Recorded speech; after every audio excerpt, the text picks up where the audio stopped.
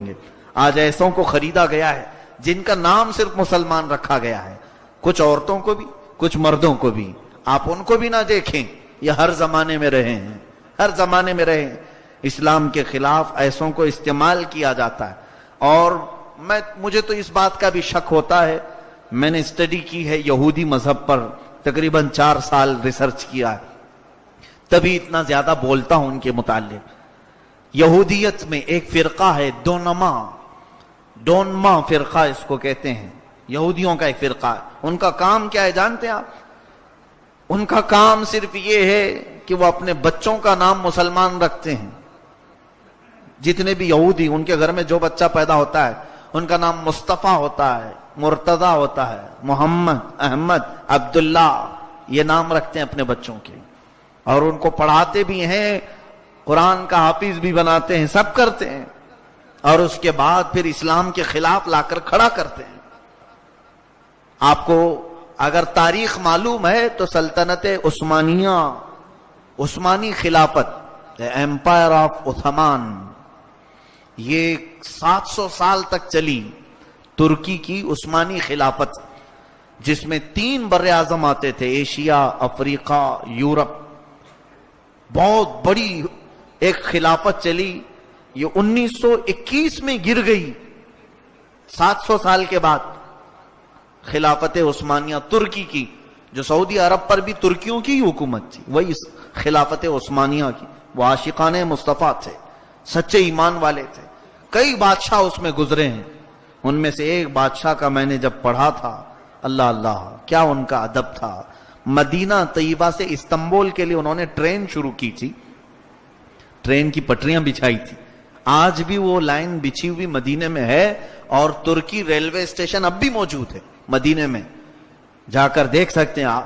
سلطان عبدالحمید ثانی جب یہ مدینہ طیبہ سے استنبول ترکی کے لیے انہوں نے لائن بچھائی، اس زمانے میں جب ٹرین کو چالو کیا تو کوئلے کا انجن بھڑ بھڑ بھڑ بھڑ آواز آنے لگی. تو سلطان عبدالحمید ثانی جو اوپننگ کے لیے آئے تھے، ان کے ہاتھ میں کوڑا تھا. وہ کوڑا اٹھا کر کے اس ریل کے انجن کو مارنا شروع کیا اور کہا، شہر رسول میں اتنی بلند آواز، حضور کے مدینے میں اتنی تیز آواز تیری. انجن اس وقت جو بند پڑا، آج تک ویسی ہی، آج تک 100 سال کا عرصہ ہونے کو آیا، پھر وہ نہیں چلا. ایسے عاشقان رسول تھے یہ ترکی. مصطفیٰ کریم صلی اللہ علیہ وسلم کی مسجد کو انہوں نے بنایا تو ایک اینٹ کو بھی حضور کے دربار کے سامنے کٹ نہیں کیا. 12 کلومیٹر دور لے جاتے تھے، اینٹ کاٹ کر کے لا کر لگاتے تھے کہ کاٹنے کی آواز بھی حضور کے دربار میں نہ آئے. ایسے عاشقان مصطفیٰ تھے. ان کی خلافت کو ختم کس نے کیا؟ کس نے ختم کیا؟ یہی دونما فرقہ.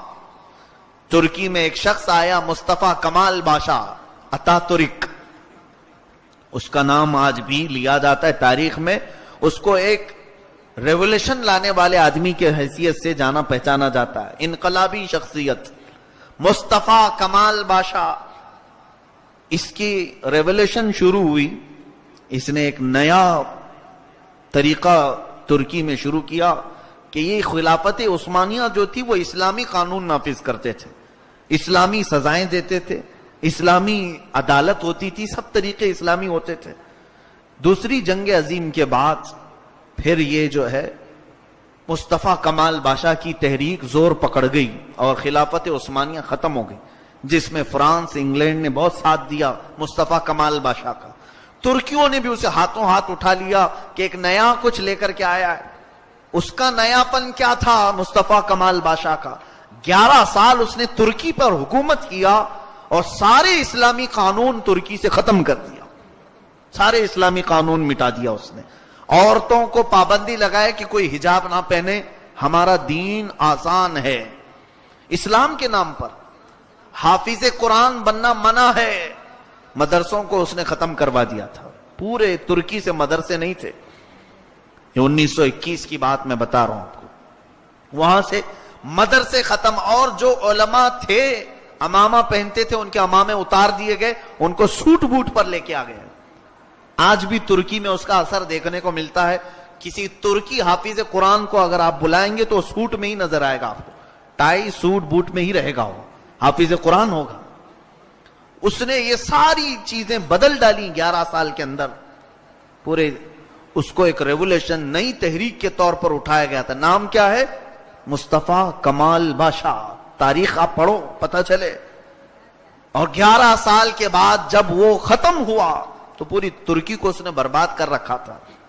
فوج کو نیوٹرل بنا دیا تھا. یورپ کا اس میں دخل بہت زیادہ, امریکہ کا, برطانیہ کا, فرانس کا بہت انٹرفیئر ترکی میں. انہوں نے 100 سال ایگریمنٹ بھی کر دیا. فاسفورس ایگریمنٹ آج بھی وہ موجود ہے کہ ترکی کے جو سمندر کے بندرگاہ ہیں, ترکی وہاں سے ایک پیسہ بھی حاصل نہیں کر سکتا. 1923 سے 2023 تک کا ایگریمنٹ ہے. چند سالوں میں وہ ایگریمنٹ ختم ہو جائے گا. یعنی اس بندرگاہ سے, پورٹ سے ترکی کو کوئی انکم نہیں. اس پورٹ سے جتنے بھی جہاز گزریں گے اس کی ساری انکم یورپ کو جائے گی. آج بھی کہنے کو اسلامی ملک ہے ترکی, مگر اس کے اپنے ملک سے بندرگاہ سے وہ پیسے نہیں لے سکتا, ٹیکس نہیں لگا سکتا. 100 سال کا ایگریمنٹ. یہ سب کس نے کیا تھا؟ مصطفیٰ کمال باشا نے. مسلمانوں کو اچھی طرح سے اس نے توڑا تھا. 11 سال کے بعد پتا چلا کہ وہ مسلمان ہی نہیں تھا. نام کیا ہے؟ مصطفیٰ کمال باشا. اور وہ ایک بہت بڑا قائد اور لیڈر بن کر کے مسلمانوں کا نئی تحریک چلا کر کے ترکی پر حکومت کیا. بعد میں علماء نے بتایا کہ وہ یہودی دونما فرقے کا آدمی تھا. جو یہودی اپنے بچوں کا نام ہی مسلمان رکھ دیتے ہیں, یہی فتنے اور فسادات کے لیے. میرے عزیزوں, ہم تو غفلت کی نیند سو رہے ہیں. ایسے کئی لوگ ہماری امت میں داخل ہوتے ہیں صرف ہمارے عقیدوں کو گمراہ کرنے کے لیے, ہمیں توڑ پھوڑ کرنے کے لیے. آج جن مسلمانوں کو یہاں کھڑا کیا جاتا ہے اور جو برقعے والی یہاں پر پارلیمنٹ کے پاس یا سپریم کورٹ میں اسلامی لا کے خلاف مقدمہ دائر کر رہی ہیں, انہیں پہچانو, ان کے برقعے اٹھاؤ تو پتا چلے کہ یہ کس جماعت کی ہیں. یہ ہے ہی نہیں, اسلام سے ان کا تعلق ہی نہیں. میرا تو یقین یہ اور وجدان یہ کہتا ہے, جس عورت کو ذرا برابر رائی کے دانے کے برابر بھی یہ یقین ہو کہ وہ سیدہ کائنات فاطمۃ الزہرا کی کنیزہ ہے, وہ تو پارلیمنٹ اور سپریم کورٹ تو دور کی بات, وہ اپنے گھر کی دہلیز انگلنے کو بھی 1000 بار سوچے گی. الحمدللہ. یہ کون سی عورتیں ہیں جن کو برقع پہنا کر کے لایا جا رہا ہے؟ ہمیں بیوقوف بنانے کی کوشش کی جاتی ہے. یہ مسلمان ہے نہیں. اور جن لوگوں کو ایک مکھوٹا بنا کر کے پیش کیا جاتا ہے, دیکھو ہمارے سامنے بھی مسلمان ہیں. کیا جبہ ٹوپی پہنانے سے کوئی مسلمان ہو جاتا ہے؟ کیا یہ داڑھی رکھوا دینے سے کوئی مسلمان ہو جاتا ہے؟ اسی لیے ہمارا دین ظاہری کیفیت کا نام نہیں ہے, ہمارا دین تو ایمان کا نام ہے جو قلب میں موجود ہے. عزیزان گرامی, اس ترکی کی اس تباہی اور بربادی کو جو ایک شخص نے برباد کیا تھا, 100 سال ہونے کو آ گئے. آج 100 سال کے قریب آ گیا. اللہ نے ایک مرد مجاہد کو پیدا فرمایا. اردگان جو آج کا پریزیڈنٹ ہے, اس نے بڑے سلولی اور بڑے نرم انداز سے ترکی کی پھر سے دنیا کو بدل ڈالا. وہاں کے جو اسکارف پر پابندی تھی اس کو اس نے سب سے پہلے ہٹایا. خود وہ اپنی بیوی کو اسکارف پہنا کر کے لے آیا. اور جو پریزیڈنٹ آج ترکی کا ہے وہ خود حافظ قرآن ہے, وہ حافظ قرآن ہے. اور اس نے مدارس اسلامیہ کو عام کیا, پیران نظام کو پھر ان کی خانقاہوں سے باہر لایا کہ آپ اپنے میدان کا استعمال کریں. اس کے زمانے میں پھر ایک مرتبہ ایسا بھی ہوا تھا, تاریخ کو آپ کو معلوم ہوگی, چند سال پہلے فوجیوں نے, وہاں کی ملٹری نے اس کے خلاف بغاوت کی تھی, صدر کو گرانے کی کوشش کی. لیکن اللہ تعالیٰ کی حفاظت ایسی کہ ترکی عوام کا ایک مقبول لیڈر تھا. وہ ترکی عوام پوری سڑکوں پر آئی اور فوجیوں کے ان تمام بڑی گاڑیوں کے پہیے کے نیچے سو گئی تو ان کو شکست ہو گئی. پھر فوجی اپنی تمام تحریکوں سے باز آئے اور آج اس قائد کے ساتھ چل رہا ہے ترکی. اللہ سلامت رکھے. اور جو ہماری امیدیں وابستہ ہیں کہ اللہ تبارک و تعالی اسے انہی امیدوں پر اتارے، کہیں کوئی گمراہی نہ آئے، یہ ہماری دعا ہے۔ لیکن آپ کو حالات میں یہ بتاؤں کہ جن لوگوں کو لایا جاتا ہے مسلمان نام سے، ہزار چھان بین کے بعد کسی کے پیچھے رہو، اس لیے کہ یہ دنیا اس زمانے میں اتنے پروپیگنڈے بنا چکی ہے کہ پہچاننا مشکل ہو گیا ہے۔ انہوں نے اپنے بچوں کو بڑے بڑے لوگوں تک پہنچا دیا ہے، بڑے بڑے لوگوں تک پہنچا دیا ہے۔ یہ ہمارے درمیان اختلافات پیدا کرنے کے لیے بڑے بڑے مشائخ کے بیچ، بڑی بڑی تنظیموں کے بیچ، بڑے مدارس کے بیچ جو پھوٹ پڑتی ہے، میری تحقیق یہ کہتی ہے کہ ان بڑے لوگوں تک یہ یہودی پہنچے ہوئے ہیں، ان کے بچے پہنچے ہوئے ہیں۔ کیسے ہمیں پتا چلے گا؟ نام بھی مسلمان ہے اور ان کا دل ہی بتائے گا۔ اب ہم تو عالم الغیب نہیں ہیں میرے عزیزو، رب تبارک و تعالیٰ نے جو فرمایا وہ حق ہے۔ یہاں صرف میں اتنا کہنا چاہتا ہوں کہ رب نے ان کیوں پوچھا کہ اے محبوب آپ انہیں پوچھے کہ کیوں ایمان لانے سے لوگوں کو روکتے ہو؟ یہ روکتے ہوں گے تبھی تو مولا نے پوچھا۔ اب اگر ہم سے کوئی ہزار کہے نہیں ہم تو کوئی ایمان لانے سے نہیں روکتے، تو میں نہیں مانوں گا، کیونکہ میرے رب نے فرمایا ہے کہ تم لوگ روکتے ہو، ایمان لانے سے روکتے ہو۔ کس طرح سے؟ آج ہم تمام لوگوں کا حال وہی جو میں نے بتایا، یہ پروپیگنڈا میڈیا کے ذریعے سے یہ مسلمانوں کو کمزور کرنا ہے، ایمان لائے ہوئے لوگوں کو ٹیڑھا کرنا ہے، ہماری شناختیں چھیننے کا کام یہی کر رہے ہیں۔ آج ہماری تمام آئیڈینٹیٹی ختم کرنے کا یہی کام کر رہے ہیں۔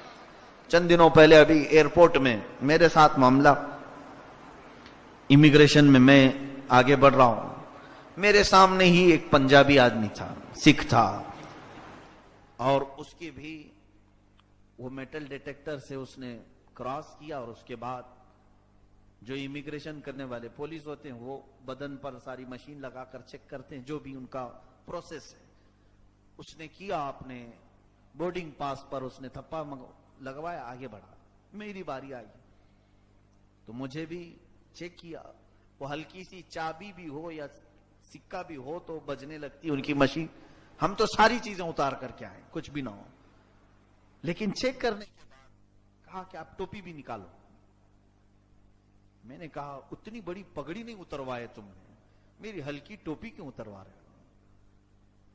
سامنے میرے ابھی آپ نے مشین گھمائی، اتنی موٹی پگڑی پہنا، اس کو نہیں اتروایا تم نے، اور میری تو ہلکی سی ٹوپی ہے اتروا رہے ہو۔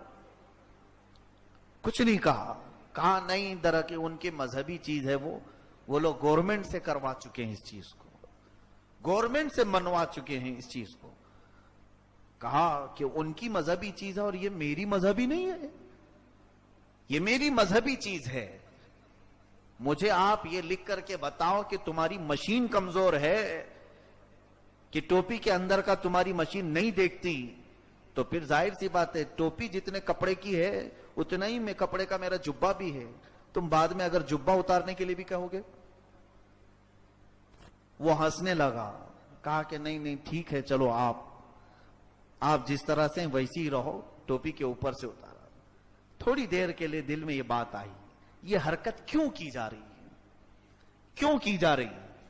جان بوجھ کر کے وہ مشین ٹوپی کیا 10 ٹوپیاں پہن لوں تب بھی وہ چیک کرے گی، تب بھی چیک کرے گی۔ ارے میاں بڑے بڑے سوٹ کیس وہ چیک کرتی ہے، جو پلاسٹک کے ہوں، فائبر کے ہوں، تو کیا ٹوپی کے اندر کی چیز نہیں چیک کرے گی؟ اسے ساری چیزیں اس پولیس والے کو بھی معلوم ہے، لیکن یہ حرکت ہمیں ہرٹ کرنے کے لیے، ہمیں ہرٹ کرنے کے لیے کہ تمہاری ویلیو کچھ بھی نہیں ہے یہاں پر، ہم تمہیں کبھی بھی ننگا کر سکتے ہیں۔ تھوڑا دل رویا اس بات پر کہ یہی ہماری آج پوزیشن ہے، کہ ہماری تاریخ یہاں پر ایسی ہے کہ ہم نے ہزاروں کو تعلیم سے آشنا کروایا۔ آج ہندوستان میں ہماری کیا قربانیاں نہیں ہیں؟ جس قلعے پر کھڑے ہو کر پورا بھاشن دیتا ہے ہمارا پی ایم، وہ ہماری تو جائیدادیں رہی ہیں، وہ ہماری ہیں۔ اس ملک کو اگر عجائبات میں سے کسی نے پہنچایا ہے تو وہ اسلامی سلطنتیں پہنچائی ہیں۔ بعد میں کیا بنا ہے؟ ساری چیزیں اسلامی ورثہ یہاں پر موجود ہے، چاہ کر کے بھی ختم نہیں کرو گے۔ ताज महल को तुम तेज महल बना दो कि तो क्या तारीख खत्म हो जाएगी? तारीख खत्म हो जाएगी? तारीख तो वही रहेगी, नाम बदलने से कुछ होगा नहीं। लेकिन अफसोस इस बात का है मेरे अजीजों, जो हालात आज यहां पैदा किए जा रहे हैं वो सिर्फ और सिर्फ हमें हर्ट करने के लिए कि हम इतना आजिज आ जाएं कि हम दीन को छोड़ दें और ये कहने लगे नहीं ये इस्लाम ही नहीं चाहिए मुझको। कोई कमजोर अकीदे वाला हो तो वह ऐसा कहे, इसलिए ये पूरा माहौल बनाया जा रहा है। और आप देख नहीं रहे, एक जगह जमात पूरी खड़ी है, चंद औबाश नौजवानों को खड़ा करके किसी एक मुसलमान पर हमला करो, उसे मारो, उसकी वीडियो बनाओ, वायरल करो। क्यों? खौफ और दहशत तुम्हारे दिलों में आ जाए। रोज सुन सुन करके एक दिन थक जाएगा और कोई न्यूट्रल आदमी कहने लगा यार ये इस्लाम ही बुरा है, मुआज़ल्लाह। वो उस हद तक तुम्हें लाने की कोशिश कर रहे हैं कि तुम यहां तक आ जाओ सोचने पर, कभी ये ख्याल भी आने ना देना। याद रखो मौला ने फरमाया कुल जा अल हक व ज़हक़ल बातिल। ऐ महबूब आप फरमा दे हक को आना ही है और बातिल को मिटना ही। एक दिन गलबा तो आएगा ही। रब तबारक व तआला हमारी आजमाइशों का ये वक्त गुजर रहा है। इन्होंने जो आज हालात बनाए ये हमें हर्ट करने के लिए और कमजोर करने के लिए। आज लोग डर रहे हैं इस्लामी तालीम पढ़ने से। अब देखो मदरसों के खिलाफ एक प्रोपेगेंडा बनाएंगे, मदरसों में दहशतगर्दी सिखाई जाती है, टेररिस्ट बनाया जाता है। क्यों? इनको मालूम है कि मदरसे में कुछ भी नहीं मिलता। मियां मदरसे में हम जिंदगी गुजार करके आए हैं, सही तरीके से बैठने की चटाइयां नहीं मिलती हैं, कहां गोलाबारी होगी, कहां बंदूक मिली। वहां तो बहुत सारे हिंदुस्तान के मदारिस ऐसे हैं कि जो तलबा हमारे पढ़ करके आलिम बन करके आते हैं, इनसे जरा पूछो। मुझे खुद याद है हमारे जमाने तालिबे इल्मी में, मैं नाम नहीं जिक्र कर रहा हूं, अल्हम्दुलिल्लाह जिस इदारे में हम पढ़े हैं, जिस मदरसे में, दाल जो बनती थी उसके बारे में लोग ये कहते थे ये दाल ऐसी है इससे वजू भी करना जायज है। इतनी पतली दाल होती थी कि पूरा पानी ही होता था ऊपर, और हल्दी का पानी। ये मैं कोई सुनी सुनाई बात नहीं कर रहा हूं, अपने जमाने की बात कर रहा हूं। और जहां तलबा ऐसी चीजें खाते हैं, और फिर सोने के लिए, मेरे खुद की बात भी मैं बता दूं कि मैं जिस इदारे में पढ़ता था जगह की तंगी थी और बारिश के मौसम में छत टपकता था, तो बारी बारी हम 2 तालिबे इल्म सोते थे। मेरी बारी रात के 2 बजे के बाद आती थी उस जगह पर सोने के लिए, और जो सोता था वो 10 बजे ही सो जाता था और 2 बजे उठ करके मुझे अपनी जगह दे दे। 2 बजे के बाद मैं सोऊं बारिश के दिनों में कि उस जगह पर पानी टपकता है, बारी बारी सोते हैं। उन तलबा के बारे में तुम कहते हो कि ये टेररिस्ट होंगे, दहशतगर्द बनाया जाता है।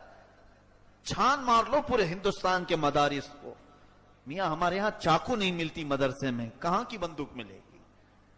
लेकिन ये तमाम हालात क्यों बनाए जा रहे हैं? इन कुफ्फार और मुशरिकीन को भी मालूम है, ये सख्त तरीन दज्जाली कौम आरएसएस को भी मालूम है कि मदारिस में कुछ नहीं होता। लेकिन बोलो ऐसा कि आप मुसलमान अपने बच्चों को मदरसा भेजना ही बंद करते हैं, और वो कर दिया आपने सबने, आज कर दिया है सबने। यही सुन सुन करके मौलाना बने तो लोग जो है पीछे पड़ जाते हैं, पता नहीं हमारे बच्चों को कहां मार डालेंगे। अभी अभी इन लोगों ने ट्रेन में एक हाफिज कुरान को मार दिया, दिल्ली में कत्ल कर दिया। तरावी सुना करके जा रहा था वो हाफिज, उसे मार डाला। पूरे हिंदुस्तान में खबर फैलाई गई। क्यों मारा जानते हैं आप? यही डर पैदा करने के लिए कि आइंदा कोई भी मुसलमान अब मदरसों को भेजने से बच जाए अपने बच्चों को। तुम्हें ये कहां तक ले आएंगे, कहां तक ले आएंगे? वो एक लिमिट पार कर जाएंगे। इसलिए अपने दीन और अपने ईमान पर डटे रहो कि मैं जिस दीन को मान रहा हूं वो हक है और हक रहेगा, और अल्लाह ताला का दीन है। 1000 ऐसी आफतें आए, लेकिन एक बात यह भी याद रखें कि आज तुम समझौता कर लोगे अगर हालात से, तो कल बिलाल हबशी को भी मुंह दिखाना पड़ेगा, कल हजरत खब्बाब बिन अल अरत को भी कयामत के दिन मुंह दिखाना पड़ेगा। वो अगर तुमसे पूछे मुझे तो गर्म रेत पर लिटाया जाता था, अंगारों पे सुलाया जाता था, پھر بھی ہم نے اللہ اللہ کہنا نہیں چھوڑا، اور تم نے ہندوستان میں چھوٹی سی باتیں کیا ہونے لگی، سب کچھ چھوڑ دیا۔ قیامت کے دن آپ کو بھی جواب دینا پڑے گا۔ عزیزان گرامی، یہ حالات بد سے بدتر آج بنائے جا رہے ہیں۔ یہ ٹولیاں بنا کر حملے کرنا کس لیے؟ خوف اور دہشت۔ داڑیاں پکڑ کر کے انہیں کوئی اور کفریہ بات کہنے پر مجبور کرانا اور اس کا ویڈیو بنا کر وائرل کرنا۔ کیوں؟ اس لیے کہ پوری قوم حضور کی سنت کو ختم کر دے۔ میاں یہ لوگ کہیں پر بھی داڑھی کو دیکھیں گے تو پکڑیں گے، ماریں گے۔ میں یہ سوچتا ہوں کہ اتنی بزدل قوم تو مسلمان ہو ہی نہیں سکتی، اپنے نبی کے اعمال کو اتنی آسانی سے نکال کر گٹر نالیوں میں پھینک دے۔ پھر کیا تمہارے پاس اگر ایسا وقت آ جائے معاذ اللہ، میں پوچھوں، ہمارے پاس منہ مبارک رسول اللہ صلی اللہ علیہ وسلم کا موجود ہے، اس کے لیے آپ کیا کر سکتے ہو؟ میں تو اپنی جان دینے کو تیار ہوں نبی کونین صلی اللہ علیہ وسلم کے لیے۔ آپ کیا کر سکتے ہو؟ آپ کا بھی یہی عقیدہ ہے کہ ہم حضور کے ایک چھوٹے سے بال کے لیے اپنی جان دے سکتے؟ آپ کا عقیدہ ہے، لیکن یہ جو حالات بنائے جا رہے ہیں، تم نے ساری چیزیں چھوڑنا شروع کر دیا ان کے ڈر سے۔ ایک دن اگر یہ تمہارے پاس یہاں پہنچ گئے اور کہنے لگے کہ یہ تمام چیزیں پھینک دو، تو کیا نبی کے منہ مبارک تم نالیوں میں بہا دو گے؟ تو یہ تو وہاں تک بھی لے آئیں گے، تمہیں وہاں تک لے آئیں گے۔ کیا تمہیں اگر وہ اذانوں کے متعلق یہ کہیں کہ اللہ اللہ ہی کیوں پکار رہے ہو، اب یہ بھی ویڈیو وائرل ہونے لگ گئی کہ اس کے ساتھ تم تو گنگا جمنی تہذیب میں رہتے ہو ہندوستان میں، تھوڑے ہمارے خداؤں کے نام بھی مکس کر کے بھی پکارو۔ تو مجھے تو ایسا لگتا ہے نیوٹرل ٹرسٹی جو ہیں وہ آج کل میں ایسے بھی فیصلے لینے لگیں گے، تھوڑی دیر اذان دے تو تھوڑی دیر ان کی بھی باتیں کہہ جا رہا ہوں، گھنٹہ بھی بجا لو، سیپ بھی بجا لو۔ معاذ اللہ رب العالمین، یہ جو سمجھوتے ہیں ہمارا نیچے کو اترنا بہت نیچے لے آئے گا۔ اور میرے رب نے قرآن میں فرمایا کہ یہ دو چیزیں کریں گے، ایمان لانے سے روکیں گے یا ایمان لائے ہوئے آدمی کو بگاڑنے کی کوشش کریں گے۔ یہ دونوں چیزیں یہ کرتے رہیں گے، اسی میں سے گزر کر چلے جانا یہی کامیاب مومن کی علامت ہے۔ سیدنا ابو بکر صدیق رضی اللہ تعالیٰ عنہ نے کیا ہی پیاری بات فرمائی۔ آپ کے پاس شہد کا ایک پیالہ تھا، خوبصورت پیالہ، اس میں ایک باریک بال تھا۔ ایک لمبی حدیث ہے، میں اس کا ایک ہی ٹکڑا بیان کر رہا ہوں۔ حضور نے پوچھا، اے ابو بکر، یہ خوبصورت پیالہ، اس میں شہد اور ایک باریک بال ہے، اس کی کوئی مثال تمہارے دماغ میں آتی؟ ابو بکر صدیق نے عرض کیا، یا رسول اللہ صلی اللہ علیہ وسلم، یہ خوبصورت پیالہ جو ہے وہ ایمان کی طرح ہے، اور یہ جو اس کے اندر شہد ہے یہ مومن کی طرح میٹھا ہے۔ جو ایمان والا ہوتا ہے وہ شہد کی طرح میٹھا ہوتا ہے۔ پیالہ، جو خوبصورت پیالہ ہے یہ ایمان ہے، اور جو اس کے اندر شہد ہے وہ مومن ہے، میٹھا ہے۔ اس کے اندر ایک بال پڑا ہوا تھا۔ حضرت ابو بکر صدیق نے فرمایا، یا رسول اللہ صلی اللہ علیہ وسلم، ایمان والے کا، مومن کا اس دنیا میں ایمان بچا کر چلے جانا اس بال سے زیادہ باریک کام، یہ بال سے باریک کام ہے۔ اور حقیقت ہے کہ آج اس شاعر نے سچ کہا، یہ شہادت گہے الفت میں ہے قدم رکھنا، شہادت گہے الفت میں ہے قدم رکھنا، لوگ آسان سمجھتے ہیں مسلمان ہونا۔ اللہ ہمیں اسلام پر باقی رکھے، ان کے نت نئے فتنوں سے ہماری حفاظت فرمائے۔ یہ جو ہمارے ایمان کے راستے پر روڑے اٹکاتے ہیں یا کانٹے بچھاتے ہیں، مولا ہمیں ان تمام رذالتوں سے محفوظ فرما۔ قدیر و جبار خدا، تیری طاقت و قوت کے سامنے کوئی بھی طاقت نہیں، اگر تو ہمیں بچائے تو دنیا ہمارا کچھ نہیں بگاڑ سکے گی۔ اے رب قدیر، تو اپنی خاص حفاظت میں ہمارے ایمان کو لے لے، ہمارے اعمال کو، ہمارے گھر بار کو، ہمارے اہل خانہ کو، ہماری نسلوں کو، ہمارے بچوں کو، سب کے مولا موت تک ایمان کی تو حفاظت فرما۔ وآخر دعوانا